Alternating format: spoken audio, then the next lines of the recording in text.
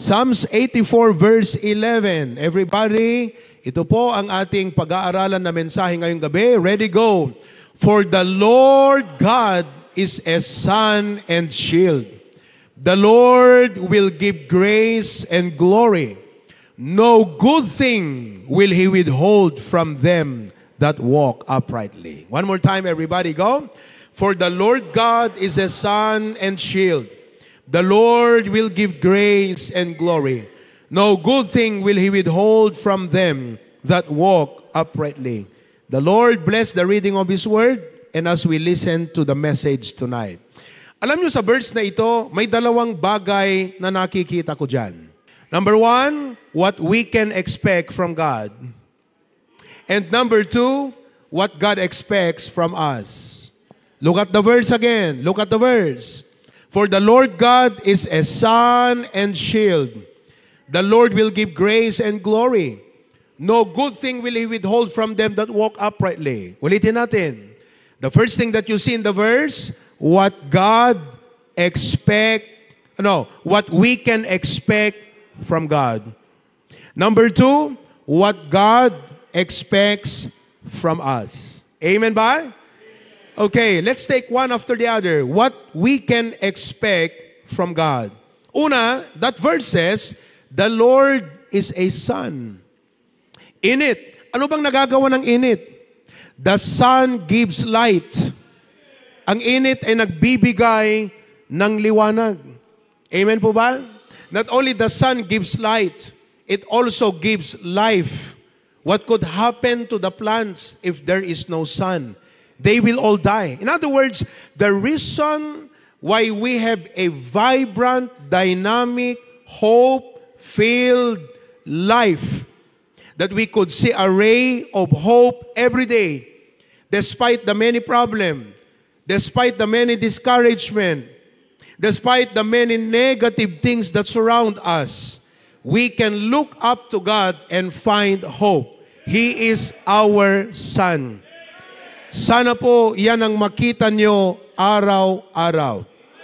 The reason why many Christians, though they have God, but they live like hell. They live a miserable life. They live without joy, without gladness, because they allow themselves to be dominated. Sila ay pagharian.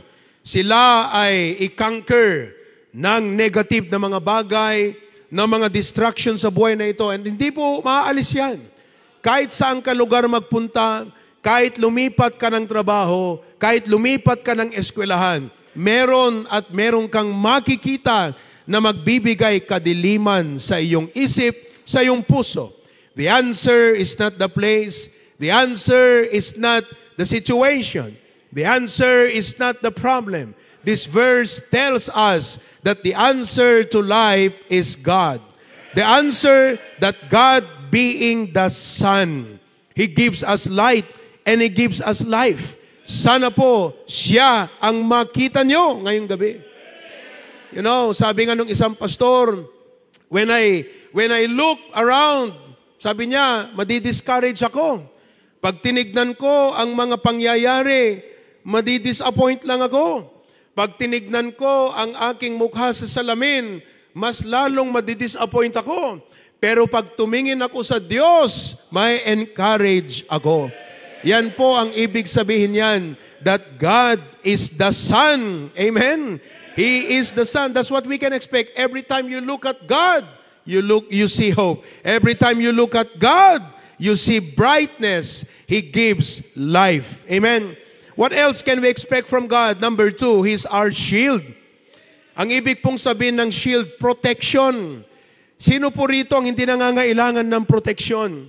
Sa physical na kalagayan, kaya tayo nagtitake ng mga vitamins to shield and protect us from disease, from sickness, from virus, from many bacteria na nakapalibot sa atin. And if our body is not properly shielded, madali po tayong dapuhan ng sakit.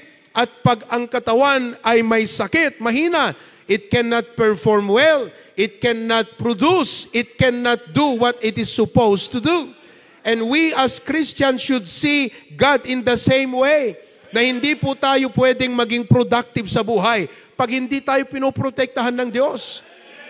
Hindi natin makakamit ang mga dapat nating maabot kung hindi dahil sa proteksyon ng Diyos. The word shield means protection. Maybe the protection that you need today is a protection from deception. Deception is a battle in the mind na sinasabi ng Diyos sa'yo, mahal kita. Pero ang sabi ng dyablo, hindi totoo. Ang sabi ng Diyos, gagamitin kita. Ang sabi ng dyablo at ng sarili mo, ay hindi na ako pwedeng magamit pa ng Panginoon. Ang sabi ng Diyos sa'yo, pagpapalain kita. Ang sabi ng dyablo, mas maganda ang ibibigay ko sa'yo. It all happens in the mind. Maybe the protection that you need from God tonight is a shield from deception. Come to God and say, Lord, shield my mind. Protektahan mo ang aking isip. Napakadami kong iniisip at ang mga isip na ito hindi maganda ang epekto sa akin. It makes me unproductive. It makes me ineffective. Lord, protect me from deception. Maybe the protection that you need tonight is protection from destruction.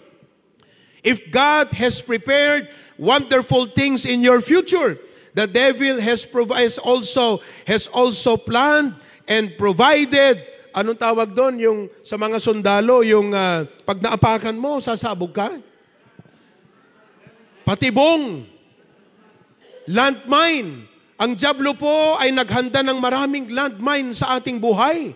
Pag hindi tayo maingat ng lakad, mga kapatid, maaapakan natin yan at sasabog tayo. Kung baga nung una, patibong, may mga, the enemy would dig a pit. Oo, tapos tatakpan niya ng dahon.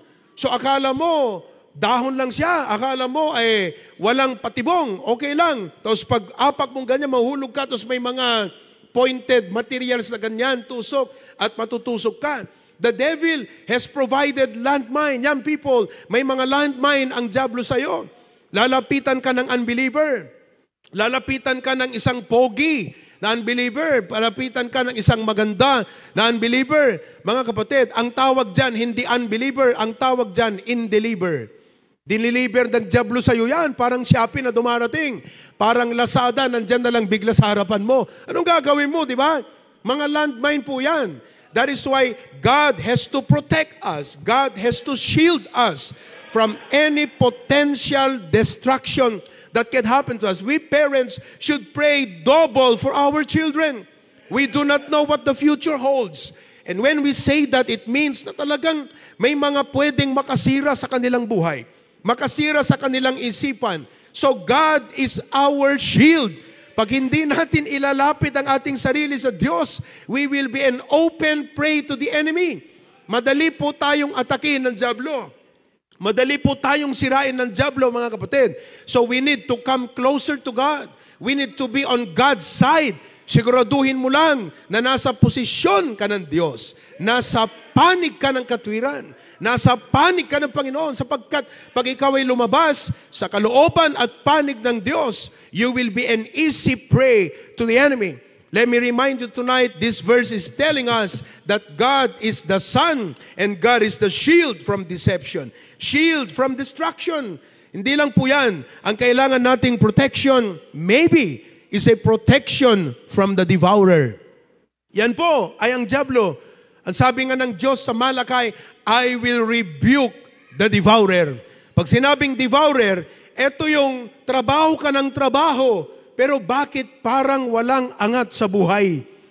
You know, it is because you are not obeying God. Sabi ng Bible, in your tithes and offerings. Oh, kaya nandyan ang mga devourer sa buhay mo.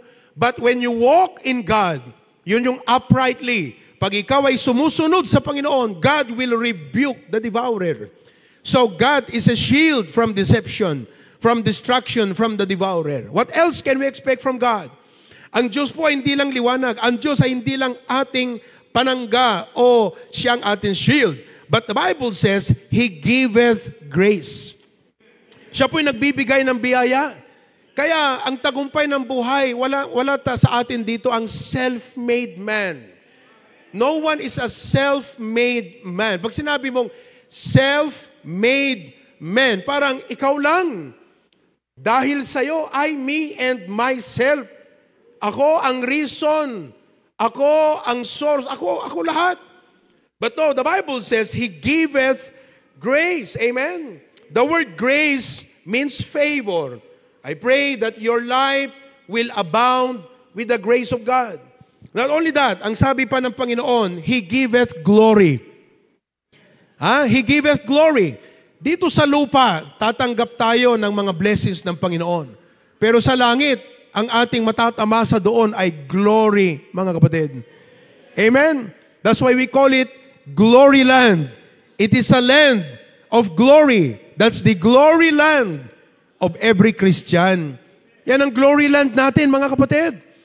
Kung meron man tayong ipinagkakaloob dito na mga reward, mga blessings sa buhay na ito, they are only a glimpse of what is yet to come. Amen po ba? Yun po ay patikim lamang ng Diyos sa atin. Biruin mo yon. Binibigyan na tayo ng patikim na glory dito.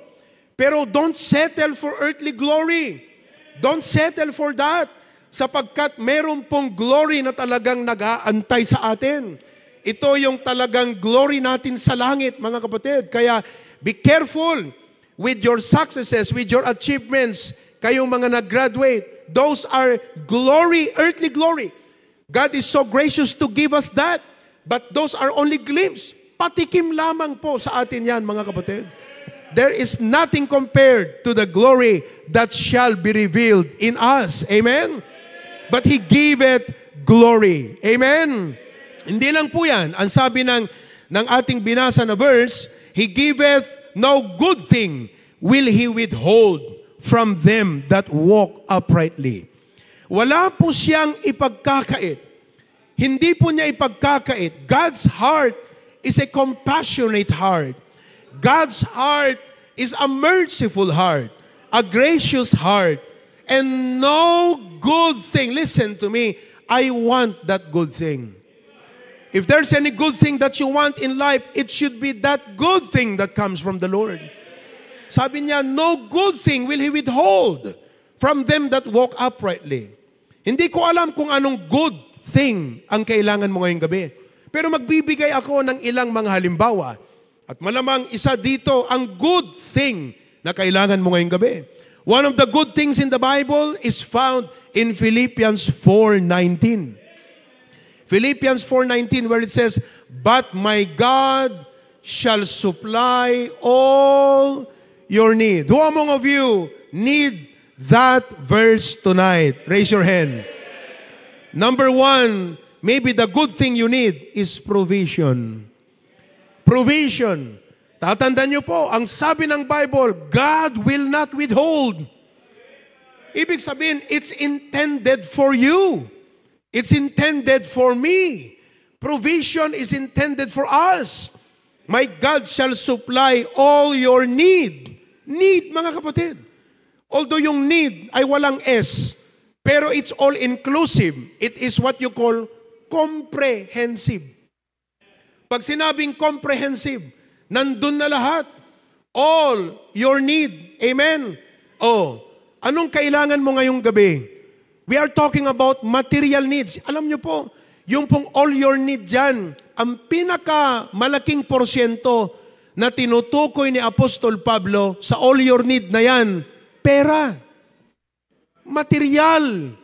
Kasi nga, binigyan po siya ng material. Binigyan siya ng regalo. Amen? Halimbawa to, regalo to sa akin. Regalo ng Duldulaw family. My God shall supply all your need. Itong mga suot ko, yung iba dito, regalo, yung iba hindi. Amen? So sabi ni Apostol Pablo, you supplied my need, my God shall supply all your need. Provision. Amen po ba? Pastor, paano to? Ang dami kong kailangan. College student ng mga anak ko. Sino dito sa inyo college students ang anak? Yan, tignan nyo. Lapitan nyo yung mga yan, mga kapatid. Hindi nyo alam ang problema nila. Malaki ang Sino kada kayo ti agpagpa-college ti more than one? Hindi lang iisang pinapa-college nyo. Ayan Ayan. Yang mga nagpapaaral ng college na yan, mga kapatid.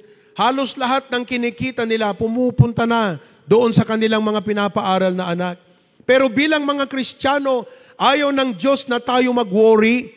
Ayaw ng Diyos na yun ang maging dahilan na hindi tayo makapagsimba, hindi tayo makapag-serve sa Kanya. Yun ang dahilan kung bakit kahit nasa church ka, you are physically present, but kasi iniisip mo yung tuition ng anak mo, panagtutuition man ang kakabsat.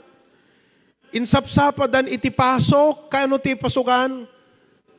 Last week of July, dati September. Kaya ngayon pa lang, magtutuition fee na ang mga anak natin. Amen. Hindi na kayo maka-amen. Biruin mo yan. Pero ayaw ng Diyos na dahil sa mga pangangailangan na yan, nagwo-worry tayo. Amen. We are anxious. You know, God doesn't want us to worry. So God says, what do you need? The Bible says, be careful for nothing, but in everything by prayer and supplication with thanksgiving, let your requests be made known unto God. But God does not want you to worry. Kaya mga kapatid, I'm so happy and glad as your pastor na pag pinag-usapan ang pangangailangan, talagang marami tayong mga pangangailangan.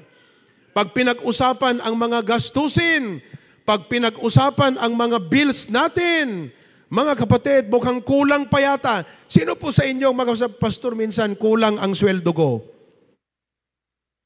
Be honest. Ayaw nyo lang maging honest, ha? Amen? Ayaw nyo lang aminin, mga kapatid. Pero totoo, amen. Mag-amen na kayo para marinig ng Panginoon yan. Pero ang ganda po ng pangako ng Diyos. My point tonight is when the Bible says, God will not withhold good thing. Why? Because He does not want His children to worry. He does not want His children to be anxious. He will not withhold provision for them. Maybe the good thing that you need tonight is intervention. No po? Intervention. Pag sinabi nating intervention, ito po ay ang Diyos, ay makialam. Intervention ay pakikialam ng Diyos sa ating sitwasyon, sa ating problema. Meron po siyang pangako, Romans 8:28. And we know that all things work together for good. That God can turn our problems into praise. God will turn our mess into a message by His grace. God can turn our test into a testimony. God can turn your worry into worship. Parang ang gandang pakinggan yon. Pero if you look at it from Romans 8:28, totoo. Totoo, mga kapatid. Oo. Hindi po ipagkakait ng Panginoon na yung bang panonoorin ka na lang niya na problema mo yan, bahala ka sa sarili. Hindi po ganun ang Diyos. But He will not withhold na talagang siya makikialam. Sa buhay nga ni Joseph, ang sabi ng Bible, He hath made me fruitful in the land of my affliction. I mean, some of you need to claim that verse tonight. If you are going through the affliction of life, affliction should not make you bitter. Are you bitter? As your seatmate, are you bitter? Affliction should make you better. Amen po ba? Sapagkat sabi nga ni Joseph, you intended evil for me, but God meant it unto good. Kung pwede lang sanang maging karnal si Joseph, sasabihin niya sa kanya mga kapatid, ano ngayon? Ginawa niyo ako ng masama. Ginawa ng Diyos sa mabuti. Pero hindi po ganun si Joseph. Amen po ba? Bakit? Because to Joseph, God was his son. God was his shield. God was his favor. God gave good thing unto him. Ayan po ang intervention. Kailangan mo bang intervention ng Panginoon sa buhay mo ngayon? Meron kang mahirap na problema? Kailangan mo yan? Not only that, but thirdly, maybe the good thing that you need is wisdom.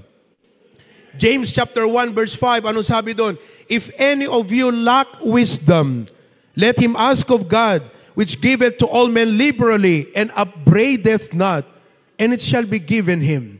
Wisdom is the principal thing, sabi ng Bible. Ibig po sabihin ng principal, yan yung nangunguna sa lahat.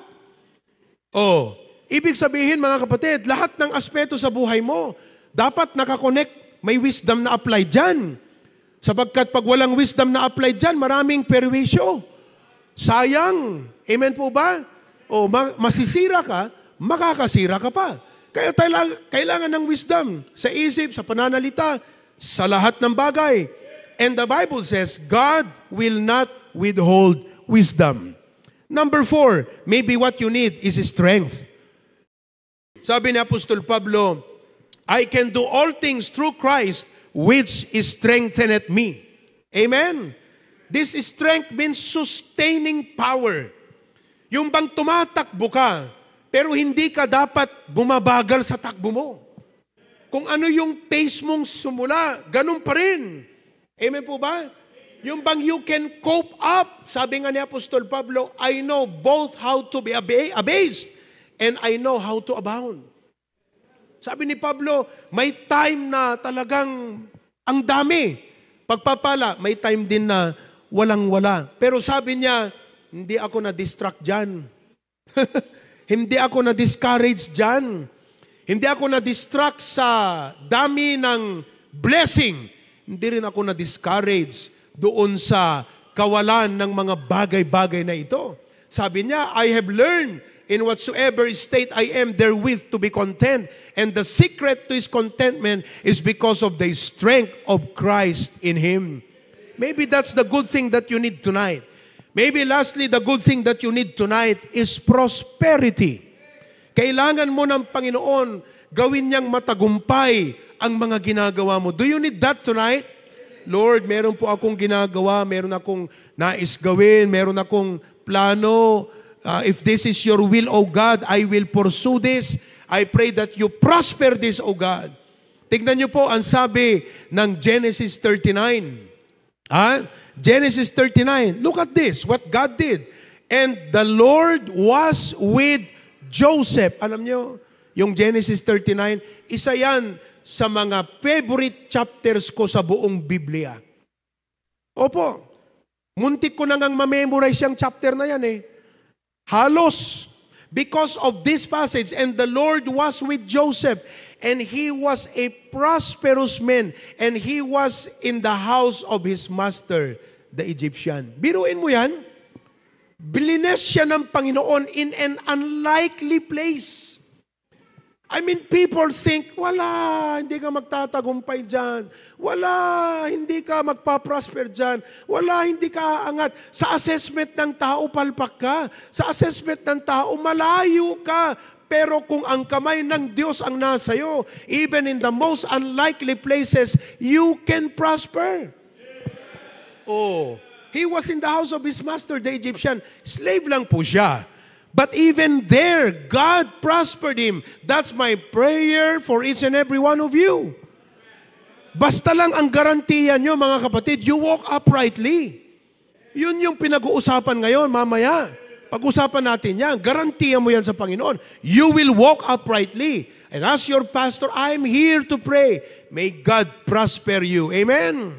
Oh, you see that? He was in the house of his master. Verse number 3. Oh, ano sabi ng verse number 3? And his master saw that the Lord was with him and that the Lord made everything that he did to prosper in his hand. How about that? Kahit binagsak ka ng teacher mo, hindi yan ang magiging reason na hindi ka magtatagumpay. Somebody came to me this week, a student, umiiyak, Pastor, binagsak kami ng teacher, nabagsak kami sa isang subject. Hindi na kami pwedeng magpatuloy sa MMSU. So ano ngayon? Lilipat po ako, pupunta ako ng ganitong eskwelahan. Oh. Baka meron sa inyo dyan. Pero alam mo, ang sabi ng Bible, the Lord made all that He did to prosper in His hand. Amen? Oh. Maybe the devil meant it for bad, but God meant it for good. The good thing of prosperity. Amen? I mean, I do not know. Maybe there are some people who wish bad for me. I don't know. Maybe there are some people who are offended at me. Are you offended? Are you annoyed by me? Are you offended by me? Maybe there are people who wish, misery for me. Sana yung pastor na yan ganito. Sana yung pastor na yan ganito. They wish, But the Bible assures that if you walk uprightly, God will not withhold good things. Uray na ibagbakat karuba mo na ya. Uray chis-chismisan dakadtan. Uray pa ilunlunod dakadtan. Uray, they cannot stop God from blessing you. They cannot stop God from promoting you.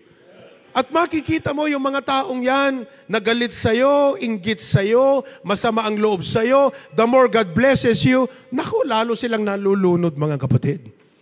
Amen? Kaya ang focus mo, hindi sila, pabayaan mo lang. Ang dapat na maging mindset mo, yung second part ng preaching. If there is something that we can expect from God, what is it that God expects from us? Amen? Sabi ng Bible, balikan natin ang Psalms 84 verse number 11. Balikan natin yan. The Lord is our sun and shield. The Lord will give grace and glory. No good thing will He withhold from them that walk uprightly. What a blessing. Yan ang dapat mong intindihin. Haan ngamin nga tikit kita kat digijay. Deto'y tikitam kakabsat. Bayam nga kwa, kas jay latan at ibagbagada, tikitam jay pannagnam, kitam jay dalan mo, siguradum nga adda iti usto nga dalan mo. You have to look into that. I am here to remind you tonight, folks, that the devil will try to distract your focus in life. Ipapakita niya sa'yo yung mga kabatch mo na pambihira, yung mga kabatch ko nakalayo, pabayaan mo yun, just mind your way. God's way for you. Papakita mo ganyan, ang dami kong mga opportunities. Pabayaan mo yan. Basta, just focus on the will of God in your life. Ako nga, alam nyo, I could be a lawyer. I could be a doctor if I wanted to. I could be an engineer if I wanted to. Kung self-denial lang ang pinag-uusapan, abay, mga kapatid, nag-self-denial ako. By the grace of God. I denied myself. I mean, during those days na napakahirap ministry, hindi mo masisisi ang katulad kong pastor's kid na mangangarap. Ang hirap ang biruin mo nun si Pastor Jun, mangangarap lang siya ng kotse, ang hirap pang makabili. May 30,000 pesos siya, ang saya-saya niya. Naalala ko yan, that one Sunday, may 3, 4 yata na kotse na pinakita rito. Hindi niya nabili. Bakit? Hindi sapat yung pera niya. Diba? I mean, you talk about self-denial. Do not focus on those things, mga kapatid. Ang dapat isipin mo, just walk uprightly. What does it mean to walk uprightly? To walk uprightly, mga kapatid, means to walk in the will of God. Just walk in the will of God. Ang dapat intindihin mo, am I walking in the will of God? Siguraduhin mo yan. Ang sabi ng Ephesians chapter number 5, wherefore be not unwise but understanding what the will of the Lord is. Amen? Intindihan mo lang yon. Sabi ko, kung binabalikan, kung binibigyan ko ng puwang sa isip ko na, kung kaya nagpurso ako ng abogado, no, siguro, baka judge na ako ngayon. 39 years old na ako eh. Kung pinag-uusapan lang ng career, I mean, kayong mga career people, kung flesh lang ang pinag-uusapan, mga kapatid, baka judge na tayo ngayon. Di po ba? Si Lester, doktor, anong edad? Kayong mga career, I mean, you can talk about, ako, doctor of philosophy na ako, pwedeng sabihin, baka doctor of philosophy na rin siguro ako ngayon mayan. Di ba? Baka pwedeng engineer, wala si engineer dito, nasa biyahe. Baka architect ako ngayon, Romel. Di ba? Pero hindi yun eh. Ang mahalaga sa akin, I am walking in the will of God. Hindi man ako architect ngayon, hindi man ako lawyer. Mas matayog ba yun kaysa yung kalooban ng Diyos? Wala pong pinakamatayog kundi yung kalooban ng Diyos. Amen po ba? That is walking uprightly. You walk in the will of God. Kaya mga kapatid, listen to me, whoever watching tonight, wherever you are, you ask yourself, am I in the center of the will of God? Am I in the center of the will of God? Can you tell that tonight that you are in the center of the will of God? Amen? And if you are walking in the center of the will of God, ano sabi ng Bible? Nothing will He withhold from them that walk uprightly. Amen? Sabi nga ng Bible sa 1 John, nakalimutan ko kung anong specific verse, pero sabi niya, God answers when we pray because we do His will. Ginagawa natin ang kanyang kalooban. Amen po ba? Oo. That is why I praise the Lord. I denied myself and hindi ko po iti-testimony ito na parang magyayabang, but I can attest to what the Bible is telling now. That whatever you lose for Jesus, God will not withhold it from you. Temporarily, parang wala, di ba? Pero pag sumunod ka sa kalooban ng Diyos, makikita mo, napakabuti ng Panginoon. Hindi yung tinawag ka niya, iniwan mo yung mga yan, magiging miserable ka. Hindi po hayaan ng Diyos na magiging miserable ang kanyang mga tinawag, na sumunod at matapat, na sumusunod sa kanyang kalooban. He will not withhold good thing. I can sing tonight, kang kantaan ni Pastor Abante no kwa? God's been good. Ayan yan, no? I'm now 39 years old. I gave my life when I was 14 years old. Doon pa lang sa first stage na yon. Mula nung binigay ko ang buhay ko sa Panginoon, mga kapatid, unang 5 taon pa lang, big show na kagad ang Panginoon sa aking buhay. Nakapunta ako sa Amerika na hindi ko pinangarap, nanahalo tayo sa preaching competition, nakilala tayo ng marami. Kung pupunta ako sa Amerika, marami akong kaibigan. First 5 years pa lang yon, mga kapatid.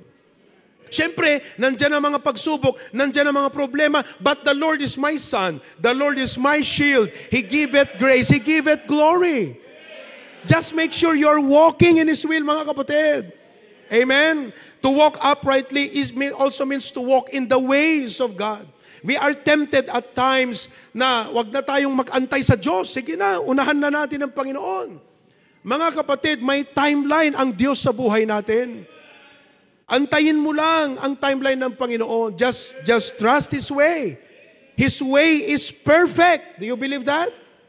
Can I hear you say amen to that? His way is perfect. If not now, maybe later. Kung no, may better. Okay yun na. Okay yun na. If not now, could be later. If it is no, there is something better. Pwede yun. Okay yun, ha? Mga kapatid. But you trust the way of God. Tayo kasi minsan, mga kapatid, masyado tayong limitado sa ating logic. Masyado tayong limitado. Kaya nga sabi ng Bible, lean not unto your own understanding. So what do? In all thy ways, acknowledge Him. In your ways, acknowledge Him. What? His way. So to walk uprightly means to walk in His way. Amen? Maybe at this time, you are in a wilderness of life. Maganda yan. Wilderness ka ng buhay ngayon. Pero later on, promised land ka naman. Kumbaga. Amen po ba? But just keep on walking in the will of God, walk in the ways of God, then walk in the wisdom of God. Trust the wisdom of God. Hindi pwedeng magkamali ang Diyos. Anything that could happen in your life, pwedeng i-prevent ng Panginoon yan from happening. I always keep that in mind. My God is sovereign. You know? My God is sovereign. He's in control. Lagi kong iniisip na, pwede namang i-prevent ng Diyos na mangyari yan, pero bakit niya hinayaang mangyari? Maybe God has a wisdom on it, which at this point, hindi ko makita. At this point, hindi ko maunawaan. But I just trust God. Sabi ng iba, trust the process. No, trust the person. He has the wisdom. Amen? Process ang tawag ng mga unbeliever kasi wala silang Diyos. They try to manipulate things. They try to control things. They try to put everything in a systematic way. I hope kayong mga senior citizen, naiintindihan nyo pa rin ako. Parang ang kausap ko na lang yung mga middle-aged, yung mga younger generation. Sana nagkakaintindihan pa rin tayo. Pag sinasabi nila, trust the process. Sa mga senior citizen, wala na kasi yun, no? Iba yung mundo nyo, no? But anyway, sabi nila, trust the process. May process yan, may process. Ang sa akin po, biblically speaking, trust the person. The person is in charge of the process. The person is in charge of the result. The person is in charge of the outcome. And that person is the author and the finisher of my faith. And that person is the Lord Jesus Christ. Hirap na hirap ka. Ba't ganito yung mga anak ko? Ba't ganito ang mga kapatid ko? Ba't ganito ang mga magulang ko? Ba't ganito ang mga kapitbahay ko? Mga kapatid, walk in the wisdom of God. Do not try na unahan mo ang Panginoon. Do not try na ikaw ang magdikta sa Panginoon. Dapat ang Diyos ang magdikta sa'yo. Dapat ang Diyos, just walk uprightly. Amen? Walk in the will of God, walk in the ways of God, and walk in the wisdom of God. You know what? Listen, I will close with this. I can go on and on. One verse, but it's loaded with many truths and blessing. Sa akin po, talagang it's abounding in my heart. Grabe po ang verse na to. I like this verse. I love this verse. And this verse could be one of our life verses. Pero alam niyo po, we are not upright by nature. But because of Jesus Christ, listen to me now, dahil sa Panginoong Hesukristo, we have been given the position to stand righteous before God. Hindi tayo matuwid sa ating gawa. Pero dahil kay Kristo na ating tinanggap, we are righteous. Do you know what that means? In this verse, we are put into a position that God can bless. Kung wala ka sa katayuan na yan, hindi nakatutok sa iyo ang tubo ng pagpapala ng Panginoong Diyos. God has to put us in a position where He can give grace, where He can give glory, where He can be our son and our shield. Kailangang ilagay tayo ng Diyos sa posisyon na yon. At yung posisyon na yon, hindi tayo ang naglagay sa ating mga sarili. Sa posisyon na tayo ay pwedeng pagpalain ng Diyos. Si Kristo po ang dahilan kung bakit ikaw at ako ay pwedeng pagpalain ng Diyos. That's why tonight, let's give glory to Jesus Christ. Let's give honor to Jesus Christ. He is the reason why I am blessed. He is the reason why you are blessed. He is the reason why we succeed. Kung hindi dahil kay Kristo, hindi tayo pwedeng pagpalain ng Diyos. And because of that position, we need to practice uprightness. I-practice po natin ito. Ngayong gabi, as I close, ano ang impact ng message sa'yo? Can you ask your seatmate tonight, kapatid, ano ang impact ng message sa'yo ngayong gabi? Amen? I can give you 4 points na impact ng preaching ngayong gabi. Una, evaluation. Evaluate your life. Are you walking in His will? Are you walking in the ways of God? Are you walking in the wisdom of God? Come on, evaluate yourself tonight.